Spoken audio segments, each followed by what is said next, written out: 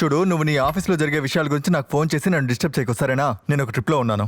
అన్నా Friday presentation అన్నా, మీరు లేకుండా నేను ఎలా ఒంటరిగా చేయగలను? అదేం సమస్య కాదు. నేను అన్ని విషయాలు అనంత్తో మాట్లాడి సెట్ చేశాను. నువ్వు వెళ్ళి వాడిని కలిస్తే చాలు. నువ్వు జస్ట్ వాడితో కొంచెం సపోర్ట్గా నిల్చుంటే చాలు. అంత త్వరగా ఫినిష్ అవుతున్నా? అయినా అన్నయ్య ఒక వారం లీవ్ తీసుకుని ఎక్కడికి వెళ్తున్నారు? నేను ఒక చిన్న ట్రిప్కి వెళ్తున్నాను, కాశ్మీర్కి. ఏంటి కాశ్మీరా? దీన్నే మీరు చిన్న ట్రిప్ అన్నారా?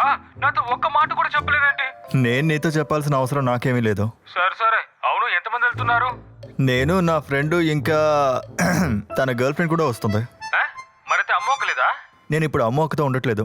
తనని అక్కడికి తీసుకెళ్తే అనవసరంగా జలుబు చేసి సమస్య అవుతుంది. మనిషికి పిచ్చి పడుతుంది అనవసరంగా ఎందుకు మాట్లాడుతాం. అయితే ఒంటరిగా వెళ్ళి ఎంజాయ్ చేద్దామని ప్లాన్ వేశారు. రేయ్, నేను ఇప్పుడు కాశ్మీర్కి వెళ్తానన్నందుకారా ఇన్ని ప్రశ్నలు అడుగుతున్నావు? రేపు ఎలాగో ఆఫీస్లో బిజీగానే ఉంటాను కదా. ఇక్కడ కూడా నాకు కొందరితోటి ప్రశాంతత కావాలి కదా. పని అయిపోయిందిలే. అదెవరు? హలో అన్నయ్య, వినిపిస్తుందా? హలో. ఇన్స్టాగ్రామ్లో అప్డేట్ వస్తుంది చూడు. కాశ్మీర్ కదా, లైక్ అండ్ షేర్ సరే, చెయ్యి. ఓకే అన్న, ఎంజాయ్ చేయండి. అన్నట్టు నేను కొంచెం షాపింగ్ చేయాల్సి ఉంది.